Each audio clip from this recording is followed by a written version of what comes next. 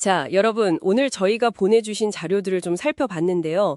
미국의 건강 관련 지출, 이거 관리하는데 아주 중요한 도구 두 가지가 있잖아요. 바로 그 유연지출 계좌, FSA와 건강저축계좌, HSA.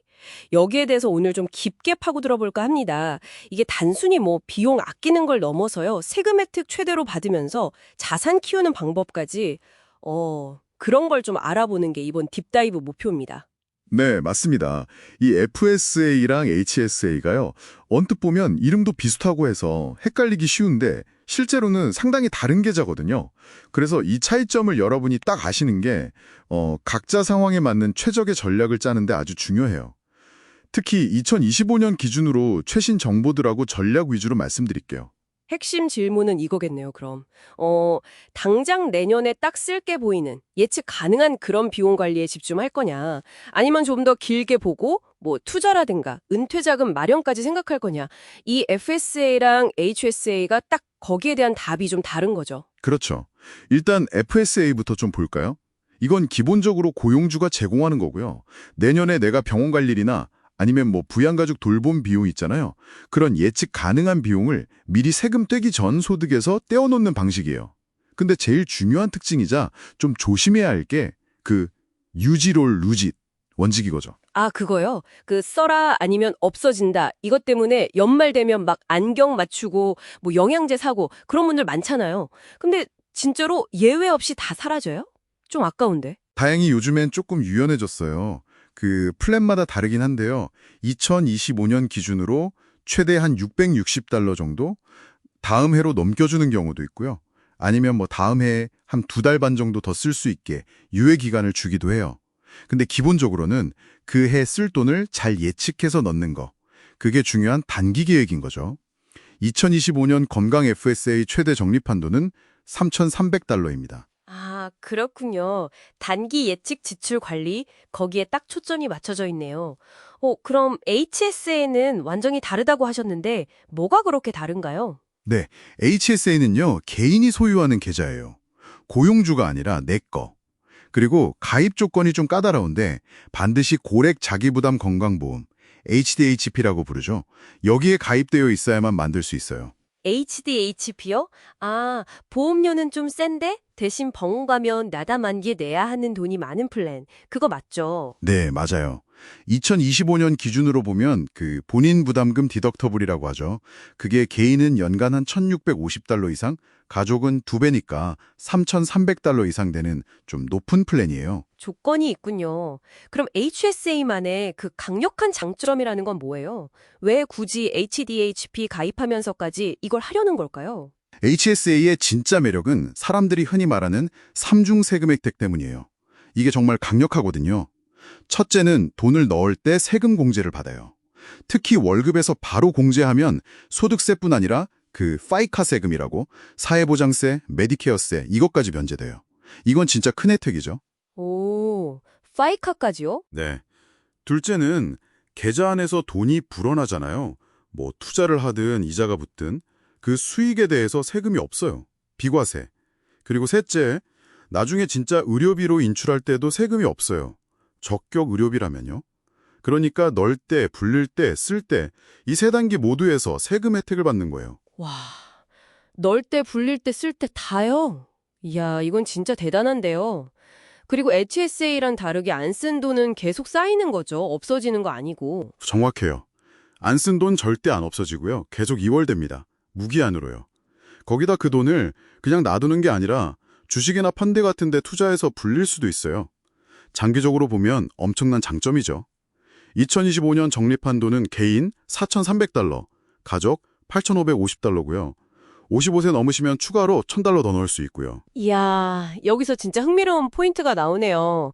이게 그냥 단순히 뭐 의료비 통장이 아니라 잘만 하면 최고의 은퇴 준비 계좌 중 하나가 될 수도 있다. 뭐 이런 얘기 같은데요. 네, 바로 그겁니다.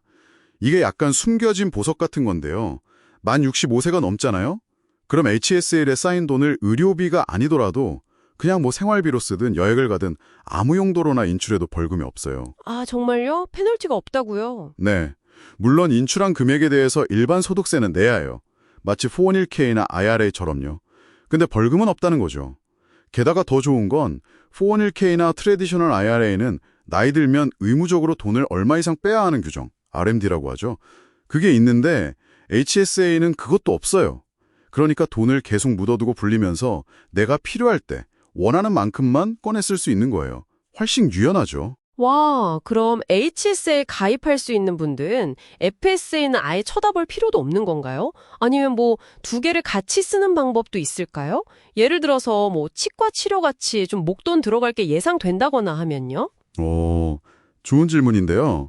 HSA 가입자라고 해도요, 특정 목적, 예를 드신 것처럼 치과나 안과 비용 같은 거 있잖아요. 이런 건 좀 예측이 가능하기도 하고 또 HSA 잔액은 가능하면 투자용으로 놔두고 싶을 수도 있거든요. 그럴 때는 제한적 목적 FSA, 영어로는 Limited Purpose FSA, 줄여서 LPFSA라고 하는데 이걸 같이 활용하는 전략을 생각해 볼 수 있어요. 아, LPFS예요? 그건 뭐예요? 이름 그대로 사용할 수 있는 목적이 제한된 FSA예요. 주로 치과나 안과 비용에만 쓸 수 있게 되어 있거든요. 그러니까 이걸 쓰면 HSA랑 중복되지 않으면서 추가로 세금 절약을 할 수 있고 HSA에 있는 돈은 계속 투자하면서 키울 수 있는 거죠. 근데 한 가지 주의할 점은 캘리포니아나 뉴저지 같은 몇몇 주에서는 HSA에 대한 주소득세 혜택을 인정 안 해주는 곳도 있어요. 이건 좀 확인해 보셔야 합니다. 그렇군요. 와, 정보가 진짜 많네요. 그럼 이걸 듣는 여러분 입장에서 어떻게 선택하는 게 좋을까요? 뭐 좀 일반적인 가이드라인 같은 게 있을까요? 일단 만약 여러분이 HDHP 가입자가 아니다. 그러면 선택지는 주로 건강 FSA겠죠. 내년에 쓸 의료비를 예상해서 세금 혜택 받는 거예요. 근데 만약 HDHP 가입자다. 그래서 HDSA를 만들 수 있다. 그러면 보통 권장되는 우선순위가 있어요. 첫째는 혹시 회사에서 401k 매칭을 해준다면 그 매칭을 받을 수 있는 금액까지는 무조건 401k에 넣으세요. 이건 뭐 공짜 돈이니까요. 그렇죠. 매칭은 무조건 받아야죠. 네. 그 다음 두 번째가 바로 HS예요. 연간 최대 한도까지 채우는 걸 목표로 하시는 게 좋습니다. 아까 말씀드린 그 강력한 삼중세금 혜택 때문이죠. 세 번째는 만약 필요하다면 아까 말한 LPSA를 활용해서 치과, 안과 비용을 충당하는 거고요. 그리고 네 번째, 이 모든 걸 다 하고도 여유 자금이 있다. 그러면 이제 401k에 남은 연간 한도를 채우는 걸 고려해 볼 수 있습니다. 아, 명확하네요. 1순위 401k 매칭, 2순위 HSA 맥스아웃, 3순위 필요시 LPSA, 4순위 나머지 401k. 결국에는 뭐 각자 건강 상태나 단기적인 계획, 장기적인 재정 목표, 그리고 지금 어떤 보험에 가입했는지 이런 걸 다 종합적으로 봐야겠네요. 네, 정확합니다. 요약하자면 FSA는 좀 더 단기적이고 예측 가능한 비용에 대한 즉각적인 세금 절약의 강점이 있고요.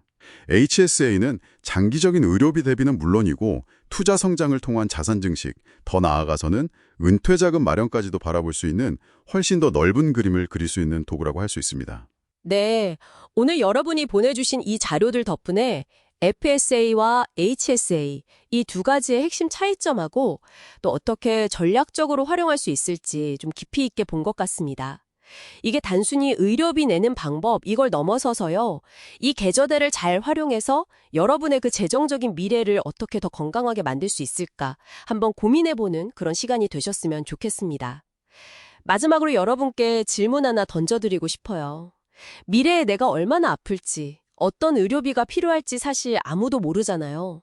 이 불확실한 미래의 의료 상황에 대비하기 위해서 지금 현재의 생활에서 어느 정도를 떼어서 건강 자산으로 미리 쌓아두는 것이 여러분 각자에게 가장 현명한 균형점일까요? 이 답은 아마 사람마다 다 다를 겁니다. 한번 생각해 보시면 좋겠습니다.